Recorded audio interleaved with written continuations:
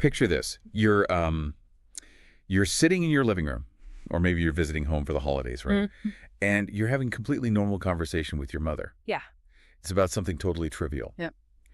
Uh, the weather, what you're making for dinner, or, well, a classic in my house is how to properly load the dishwasher. Oh, the Yeah, dishwasher. yeah, Yeah. treating the top rack like it's some sort of high-stakes game of Tetris. Naturally. And it's a completely harmless interaction. But then, out of nowhere, it just hits you. Yeah. This sudden, overwhelming wave of intense irritation. It's almost physical, Oh, it is very physical. Just this visceral annoyance that makes your jaw clench. Yeah. And then almost immediately on his heels comes this equally intense wave of just crushing guilt. Right. And you sit there thinking, why am I so angry? Mm. She didn't even do anything. Like, what is wrong with me? Yeah. And it's a remarkably common experience. And yet, it is so profoundly isolating when it happens to you. Because in that moment, sitting there by the dishwasher, it feels like a personal failing. You internalize it. You really do. It feels like you're just being inherently unreasonable or, worse, ungrateful to the person who literally gave you life. Exactly. But what if I told you that this sudden flash of anger and, the crushing guilt that immediately follows it isn't actually about the dishwasher at all? Right. Today, we are digging into a stack of really profound psychological analysis.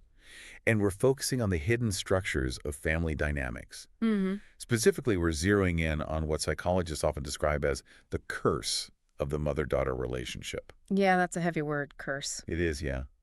But our mission for this deep dive is to decode the quiet, almost invisible structure of control that forms over decades in a family ecosystem.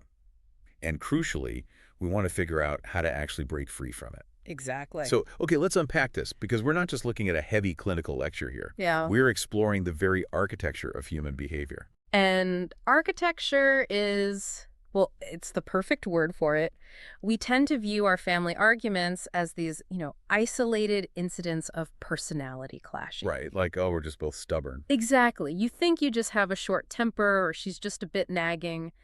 But when you strip all of that surface level friction away, you see a very rigid structural framing underneath. Wow. But before we can even look at the whole family unit, though, we have to start with the individual mind. Okay. We have to understand why this specific relationship, the one between a mother and her child, but especially a daughter, feels so utterly impossible to untangle. Right, because if someone else annoyed you that much, a friend, a roommate, a coworker, you just distance yourself. You just walk away. Yeah, you'd set a boundary and walk away. Right. But with a mother, the stakes feel entirely different. Completely. And the psychology here points out that the mother is a person's very first experience with both love and control. Those two concepts, affection and authority, they get wired together in the human brain from day one. From the very beginning, yeah. Because this bond starts at birth, a mother feels less like a separate human being and more like a literal part of your own self. That is the core of it right there.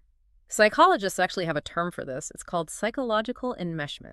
Psychological enmeshment. Right. It basically means the emotional borders between two people are so erased that you can't tell where your feelings end and hers begin. Oh, wow. So if you get mad at a friend, the problem is external, right? It's the relationship that has a crack in it. Right. But if you get mad at this person who feels like an extension of your own identity, you internalize the conflict as a personal character flaw. You think, well, I am bad for feeling this way. Yeah, that makes so much sense. So what do? You suppress the anger. You just push it down.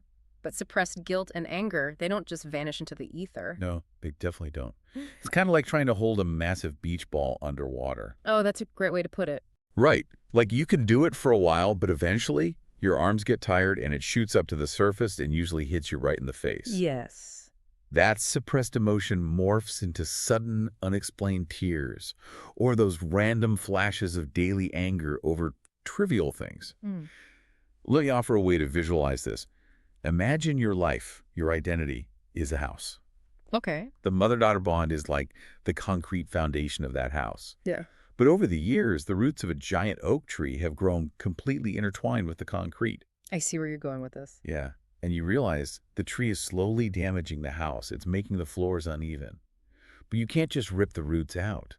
Because if you do, you destroy the foundation of the house itself. Exactly. That's why it feels like self-sabotage to rebel against a mother. You're terrified you'll destroy yourself in the process. What's fascinating here is how accurately that metaphor tracks with the clinical realities. Really? Yeah, because the roots are so deep that the enmeshment dictates behavior without the daughter even realizing it. Right. You actually see this manifest in really specific physical ways, particularly through a subconscious rejection of femininity. Okay, hold on. Say that last part again.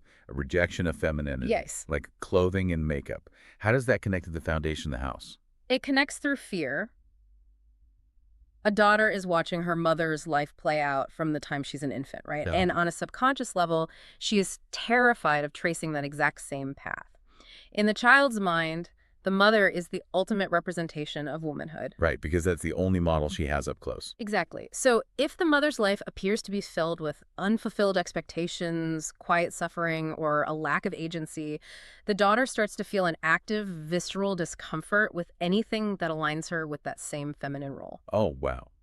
So the teenager who suddenly refuses to wear dresses or, feels deeply uncomfortable putting on lipstick might not just be a tomboy exploring her style. Precisely. I mean, often she is trying to put physical and aesthetic distance between herself and her mother's fate. That is wild. She's rejecting the markers of traditional womanhood because she views them as the uniform of a trap. The uniform of a trap. Wow. Yeah, and she usually has no idea why she feels so awkward in a dress. She just knows it feels like a threat to her independence. It's wild to think that something as simple as not wanting to wear makeup could be tethered to a decades-old survival strategy just to dodge your mother's life. But this brings up a huge question for me. If the daughter is so terrified of the mother's life, well, what made the mother's life so terrifying in the first place? Right. Where did all this resentment and quiet suffering come from? Like, how does a family essentially become an accidental theater troupe where everyone is locked into a script they absolutely hate, but no one knows how to rewrite it? To find that out, you actually have to look at the person who is rarely even in the room. Okay. The father. Oh. You have to pull the camera back and look at the whole family ecosystem. This invisible architecture is built on 4 fixed roles, and it starts with the marginalization of the father. Marginalized how? Yeah. Like he's absent entirely. Not necessarily physically absent, I mean, though that happens. Sure. But more often, it's an emotional absence. He loses his voice in the home. He checks out. Right. He's the guy sitting in the recliner who avoids conflict at all costs, effectively abdicating his role as an emotional partner. Oh, I know that archetype. Yeah. And because he is marginalized, the mother who, in this traditional setup, was expected to build her life around him, builds massive resentment. Right. Of course she does. She has given up her autonomy for a system that doesn't even have a strong present leader. She's doing all the emotional heavy lifting. But she can't confront him directly, No. either because of traditional power dynamics, societal norms, or just because, confronting a ghost is exhausting. Right. Exactly. So where does all that energy go?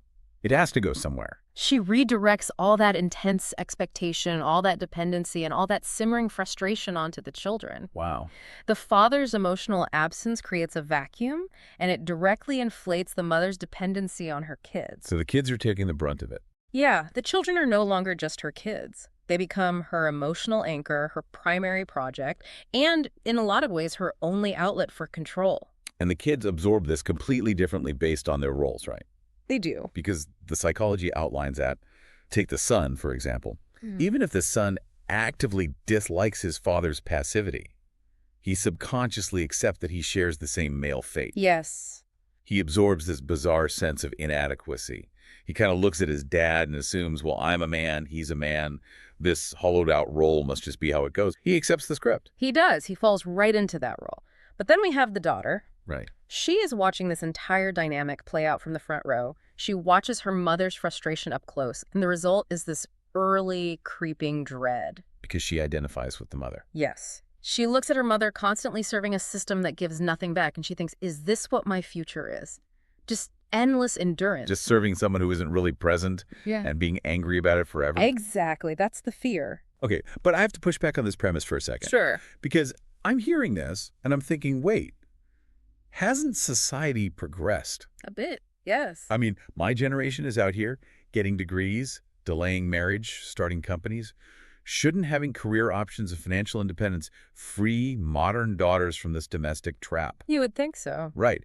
How are we still falling into a trap that feels like it was built in the 1950s?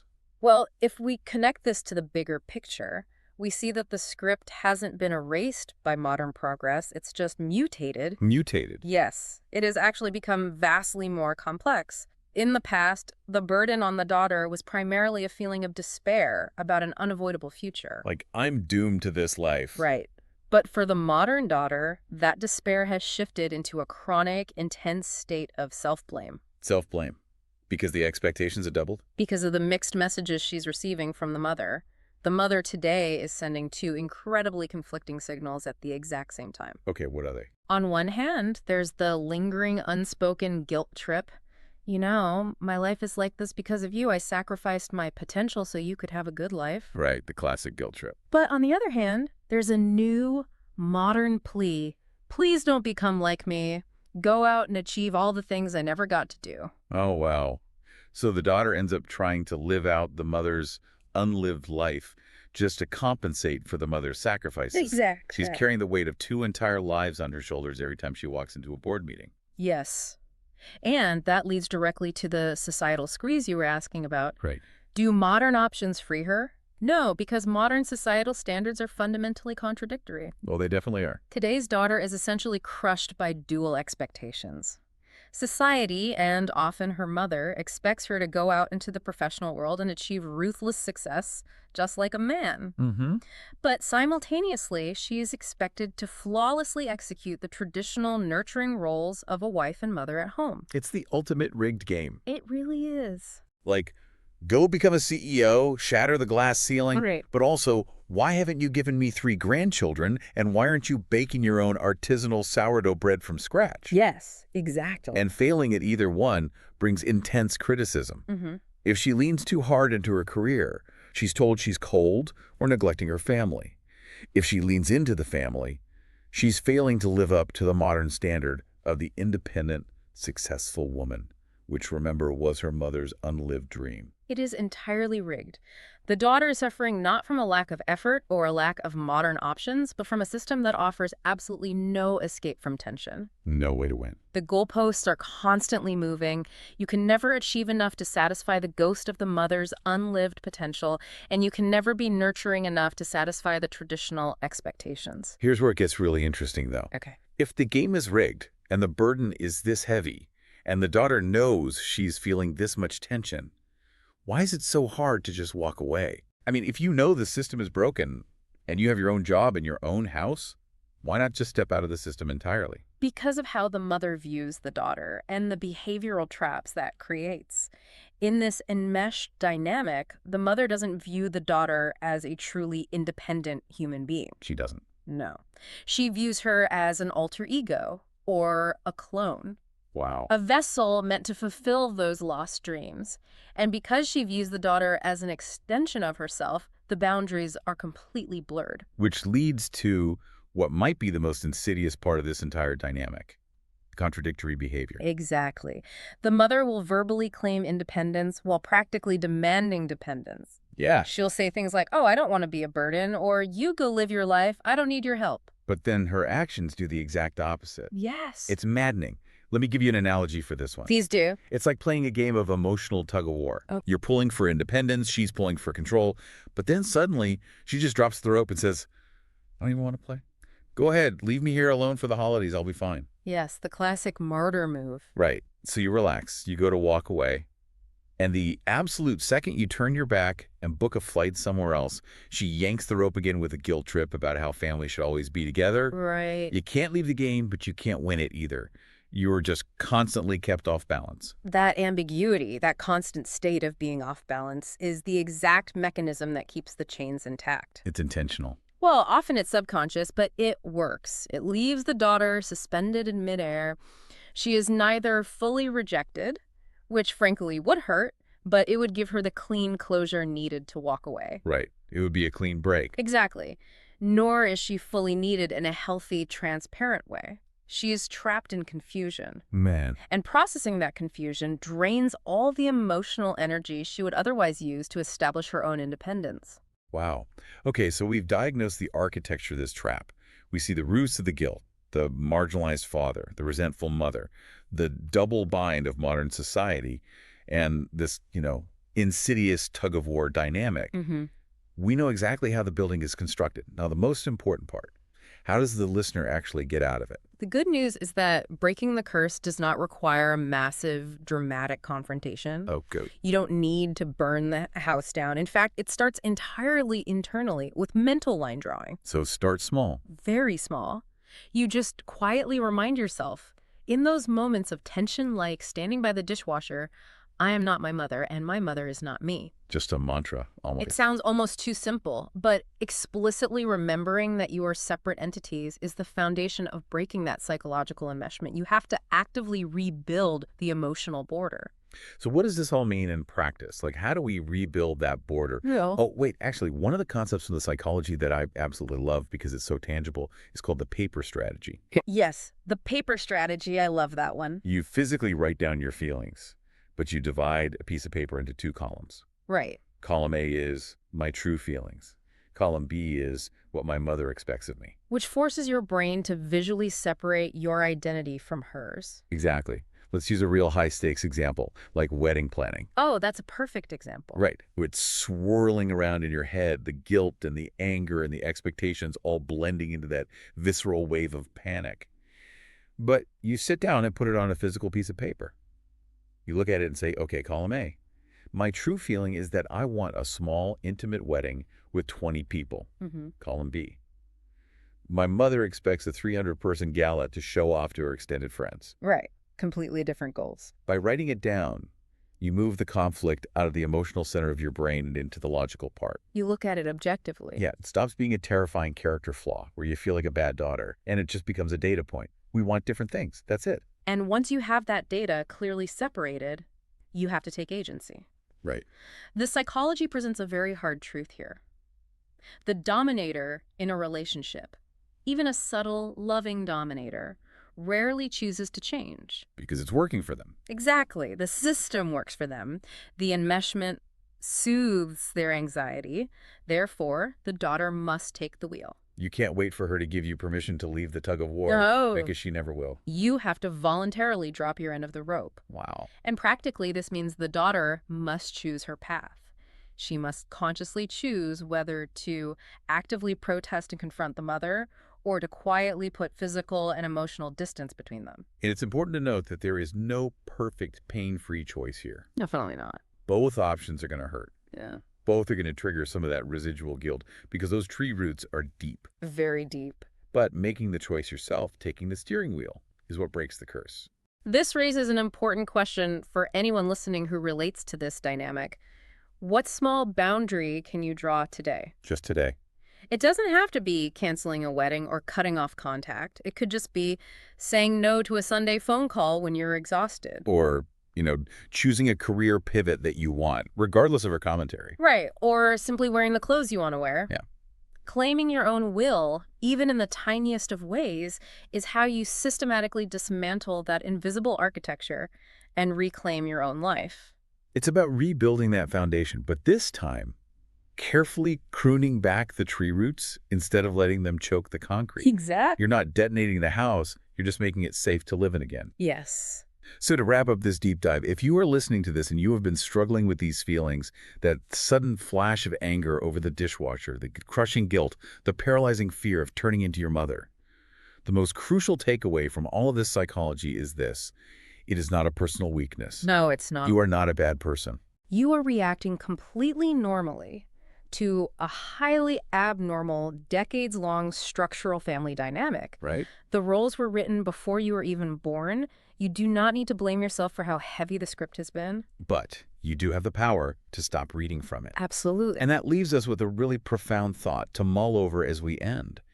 If we do this work, if we successfully draw these boundaries and we refuse to carry the unlived lives of our parents on our shoulders, it forces us to ask a totally new question.